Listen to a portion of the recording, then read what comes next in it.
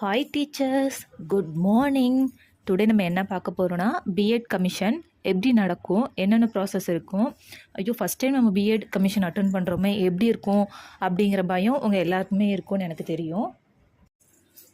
BEd commission பற்றி ஃபுல்லாக தெரிஞ்சுக்கணுன்னா இந்த வீடியோவை ஸ்கிப் பண்ணாமல் பாருங்கள்.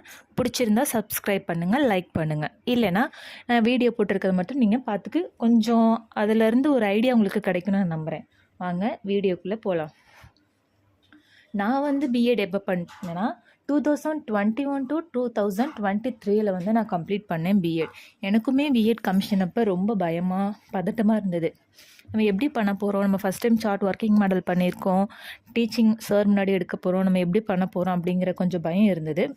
ஆனால் என்ன நானே கொஞ்சம் தேத்திக்கிட்டேன். ஓகே, நம்ம எதுக்குமே பயப்படக்கூடாது, கான்ஃபிடெண்ட்டாக இருக்கணும் அப்படின்னு நினச்சிட்டு ஓகே நம்ம எதுனாலும் அட்டன் பண்ணுவோம் அப்படின்னு சொல்லிட்டு ஓரளவு நான் ப்ரிப்பேர் பண்ணியிருந்தேன். மெயினாக பிஎட் கமிஷனில் என்ன பார்ப்பாங்கன்னா, நீங்கள் எவ்வளோ சார்ட் எவ்வளோ ஒர்க்கிங் மாடல் பண்ணியிருப்பீங்க அது ஒன்று பார்ப்பாங்க. Next record note. இப்போ நம்ம 20 ரெக்கார்ட்ஸ் பண்ணணும். மெயினாக என்ன கேட்பாங்கன்னா, அந்த 20 ரெக்கார்ட்ஸ்லேருந்து ஏதாவது ஒரு ரெக்கார்டு எடுத்துகிட்டு இதோட டாபிக் கொடுத்து அந்த டாப்பிக்கில் நீங்கள் என்ன கற்றுக்கிட்டீங்க, எதை வச்சு நீங்கள் இந்த ரெக்கார்ட் ஃபுல்லாக எழுதுனீங்க, இந்த டாபிக் பற்றின டீட்டெயில்ஸ் உங்களுக்கு சொல்லுங்கள், அதெல்லாம் தெரிஞ்சால் ஒரு 2 பாயிண்ட்ஸ் சொல்லுங்கள் அப்படின்னு சொல்லி கேட்பாங்க. ஸோ நீங்கள் சார்ட் ஒர்க்கிங் மாடலுக்கு இம்பார்ட்டன்ஸ் கொடுக்கறத விட அந்த 20 ரெக்கார்ட்ஸ் இருக்கு இல்லைங்களா, அதை ஹெட்டிங், அந்த ஹெட்டிங்க்கான மீனிங்கு, அப்புறம் நீங்கள் உள்ள ரெக்கார்டில் என்னென்ன மாதிரியான எழுதியிருக்கீங்க அப்படிங்கிறது அகைன்ஸ் 1 பாயிண்ட் 2 பாயிண்ட் தெரிஞ்சு வச்சுக்கோங்க. அகைன் நெக்ஸ்ட்டு என்ன பண்ணுவாங்கன்னா, அந்த சார்ட் ஒர்க்கிங் மாடல்லாம் முடித்த பிறகு சார் முன்னாடி போயிட்டு கிளாஸ் எடுக்க சொல்லுவாங்க. ஒரு டாபிக் வச்சு டெமோ எடுக்க சொல்லுவாங்க. நீங்கள் அதில் தான் நீங்கள் ரொம்ப ரொம்ப ரொம்ப கான்ஃபிடென்ட்டாக இருக்கணும். நீங்கள் பயப்படாதீங்க, எதுவுமே சொல்ல மாட்டாங்க.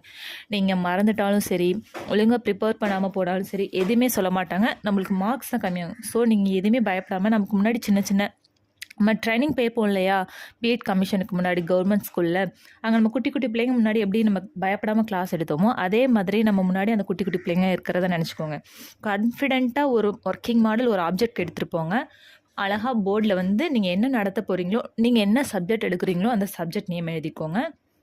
நீங்கள் எடுக்க போகிற டாபிக் எழுதிக்கோங்க. அதில் ஒரு 5 பாயிண்ட்டாக இருந்தாலும் அது நீங்கள் திக்காமல் ப்ராப்பராக கரெக்டாக நீங்கள் எக்ஸிக்யூட் பண்ணிட்டீங்கனாலே நீங்கள் தான் டாப், ஃபுல் மார்க் உங்களுக்கு கன்ஃபார்ம். ஸோ நீங்கள் எடுக்க போகிற டாப்பிக்கை ஒரு 2 days நல்லா ப்ரிப்பேர் பண்ணிக்கோங்க. நீங்கள் இங்கிலீஷ் மீடியமாக இருந்தால் இங்கிலீஷில் நல்லா ப்ரிப்பேர் பண்ணிக்கோங்க, தமிழ் மீடியமாக இருந்தால் தமிழில் நல்லா ப்ரிப்பேர் பண்ணிக்கோங்க. நீங்கள் எது பண்ணாலும் உங்களுக்கு கான்ஃபிடென்ட்டு தான் முக்கியம் காய்ஸ். ஸோ நீங்கள் நல்லா ப்ரிப்பேர் பண்ணிக்கோங்க, பயப்படாமல் போல்டாக நடத்துங்க. Okay, all the best.